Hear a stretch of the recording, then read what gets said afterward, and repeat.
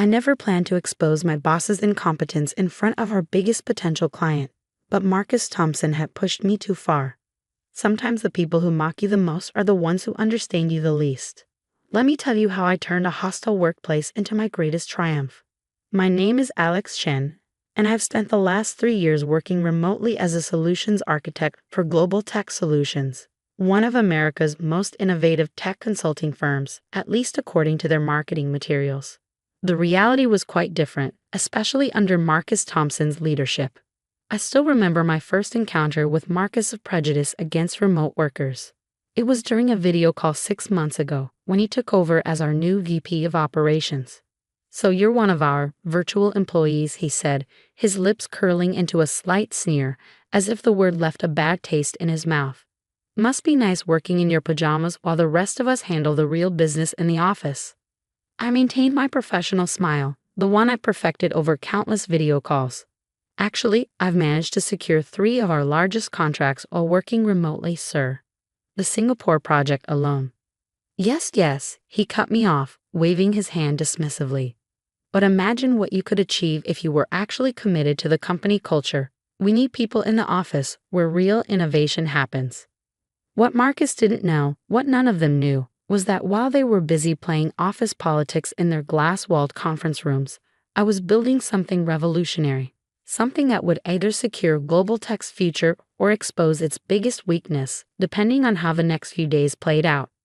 The quarterly meeting last Tuesday was where everything came to a head. I had spent months developing a new AI-driven project management system, one that could revolutionize how global teams collaborate.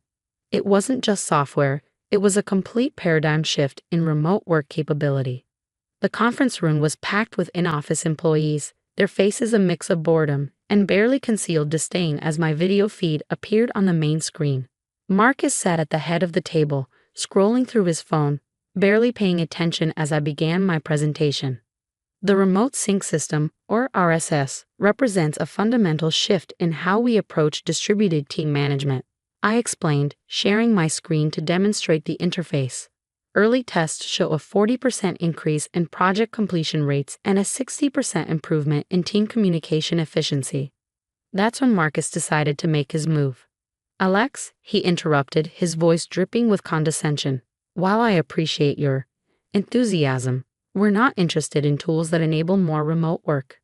In fact," he smiled, looking around the room for support, "we're planning to eliminate remote positions entirely. Real innovation requires real presence." The room erupted in supportive murmurs and knowing chuckles. Marcus had been building to this moment, I realized. He was using my presentation as a platform to announce his new anti-remote work policy. "Remote workers like you are just lazy freeloaders," he continued, warming to his theme. "Hiding behind screens, probably running side businesses while collecting our paychecks. It's time for Global Tech to move forward with people who are truly committed to our success." The old me might have backed down, might have apologized and tried to defend the basic concept of remote work. But I wasn't that person anymore, because Marcus had made one crucial mistake. He hadn't bothered to check who was actually attending Friday's client presentation with Quantum Dynamics, the $50 billion tech giant that was looking for a new solutions partner. "That's an interesting perspective, Marcus," I said calmly, my voice cutting through the laughter. "Let's see what happens at Friday's global client presentation." Marcus's smile faltered slightly. "What are you talking about?" "Oh, didn't you know? Quantum Dynamics specifically requested that I lead the presentation of our new collaboration tools. Their CEO was quite impressed with the preliminary RSS demo I showed their tech team last month." The room fell silent. Marcus's face went through a series of interesting color changes. That's impossible," he stammered. "I'm handling the Quantum Dynamics account personally. They're looking for traditional enterprise solutions, not some remote work fantasy." I smiled, thinking about the emails saved in my private folder, the ones that would prove very interesting to both our board and Quantum's executives. "We'll see on Friday, won't we? Now, if you'll excuse me, I have some final preparations to make for the presentation." I disconnected from the call, but not before seeing Marcus frantically typing on his phone, likely trying to figure out how he'd missed something this big. What he didn't know, what none of them knew, was that RSS wasn't just a project management system. It was a complete digital transformation platform, one that I'd been secretly testing with some of Quantum's development teams for the past 3 months. And on Friday, they weren't just coming to see a presentation, they were coming to sign a $50 million contract that would change everything. As I sat in my home office that evening, surrounded by monitors showing the final testing phases of RSS, I couldn't help but smile. Marcus thought he was eliminating remote work. Instead, he was about to learn a very expensive lesson about underestimating people he couldn't see. My phone buzzed, a message from Sarah in HR. Marcus is on a rampage. He's trying to access all your project files and documentation. Whatever you're planning, be careful.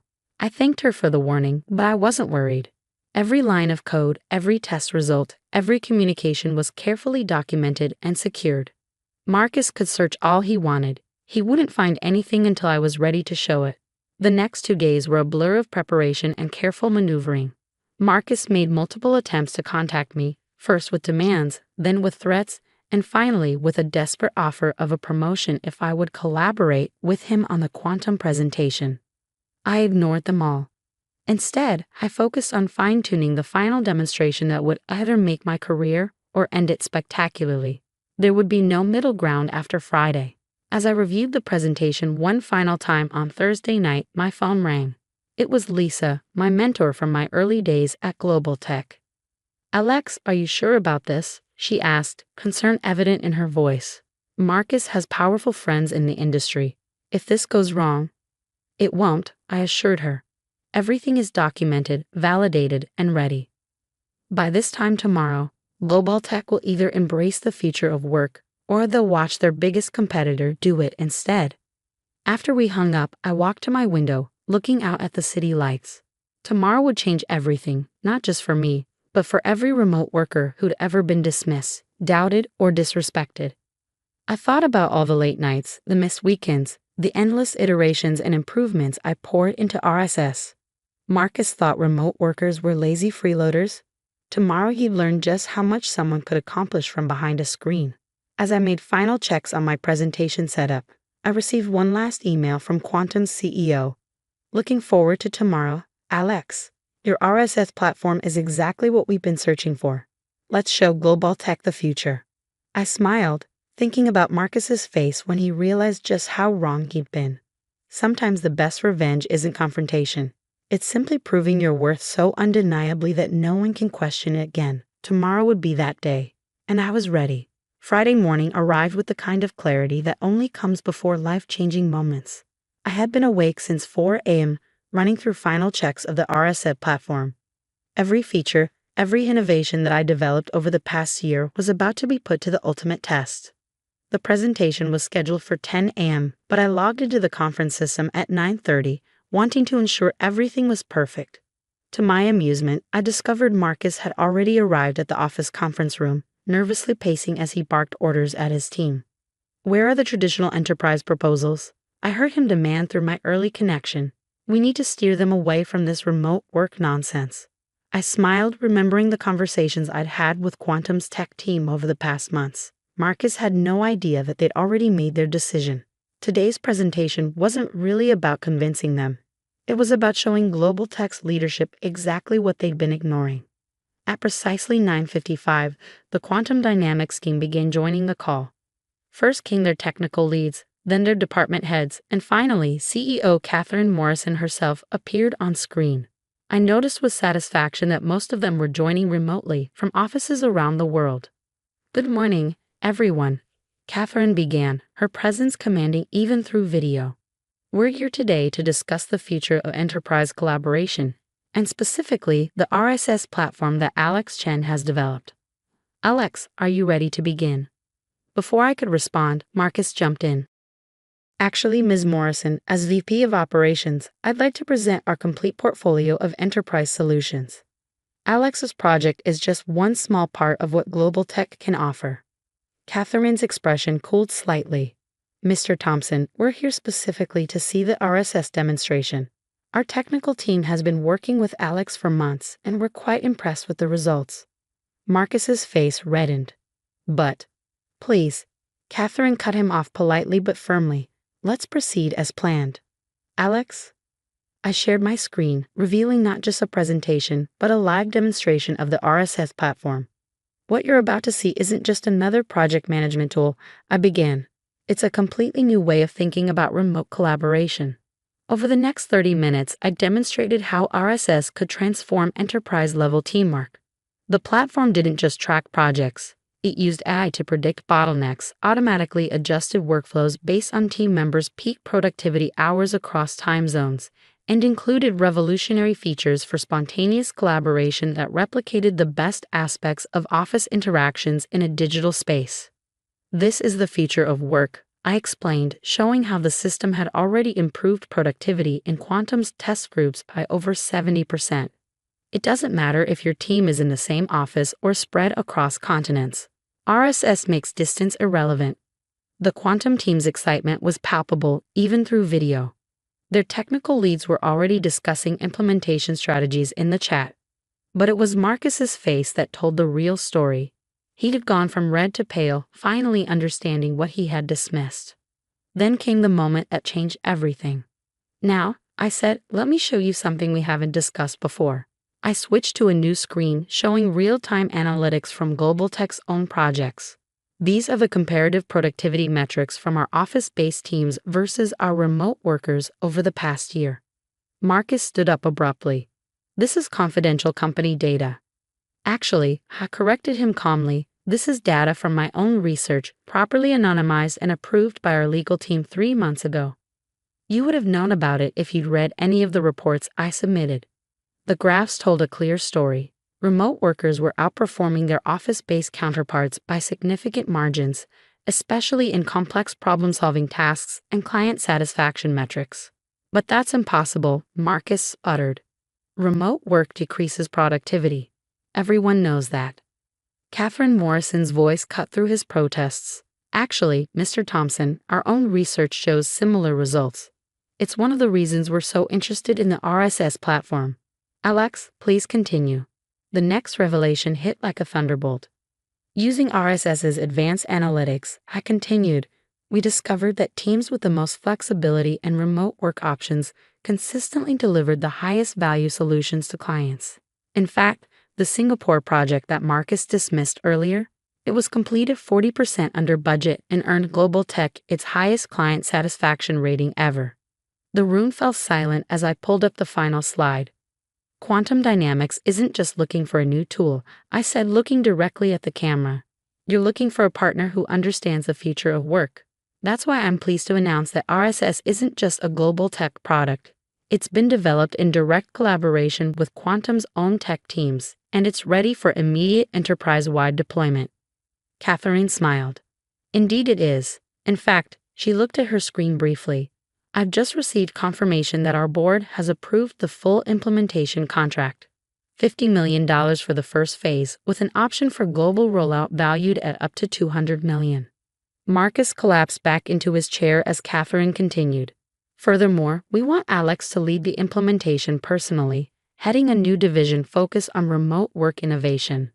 The next few minutes were a blur of congratulations and excited discussion.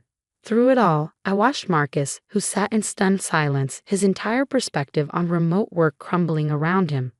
After the call ended, my phone exploded with messages. First came one from our CEO. My office, tomorrow morning. Bring your vision for the remote work division. Then came a message from HR. Marcus has submitted his resignation, effective immediately. Finally, a message from Catherine. Brilliant presentation, Alex. Looking forward to revolutionizing the future of work together. I sat back in my home office chair, looking at the city skyline through my window. The same view I'd had while building RSS, while enduring Marcus's mockery, while planning this moment.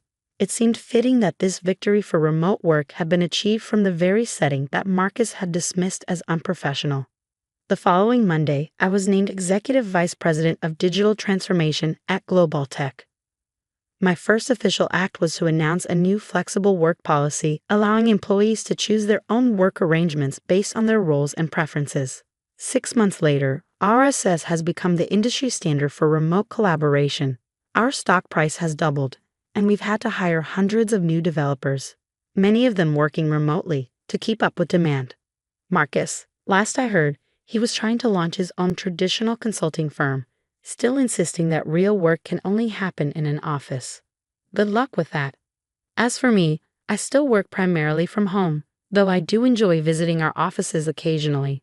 My corner office, Marcus's old space, is now a digital collaboration hub, showcasing RSS to potential clients. It's a daily reminder that success isn't about where you work, it's about the value you create. Sometimes, when I'm mentoring new remote employees, they ask me if I was ever tempted to just quit when Marcus was at his worst. I tell them what I've learned. The best revenge isn't quitting, and it isn't even proving people wrong. It's revolutionizing the entire system that made their prejudices possible in the first place.